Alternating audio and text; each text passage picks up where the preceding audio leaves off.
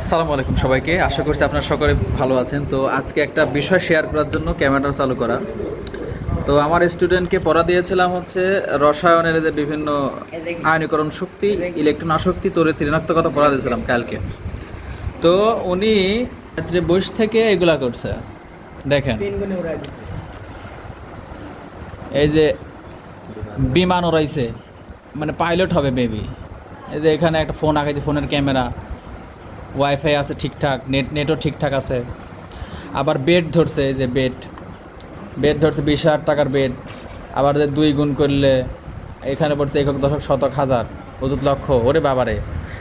তাহলে দেখেন, আবার স্যামসাং মোবাইল। এই যে স্টুডেন্ট পরে হচ্ছে সায়েন্সে, কিন্তু আর কি এখন বিমান মানে পাইলট হতে যাচ্ছে আর কি, এই জন্য রাত্রে এগুলা করছে। পড়া দিচ্ছে এক, আর বিমান ওড়াইছে, মানে ভবিষ্যতে আর কি পাইলট হওয়ার সম্ভাবনা আছে। কিছু জিনিস শেয়ার করা যায়, সেটা হচ্ছে বাড়ির বসে থেকে এগুলা বানায়, মানে ইসরায়েলে মানার জন্য মেবি। কই দেখি মাইক্রো তো, এই যে এদিকে, এই যে দেখাই,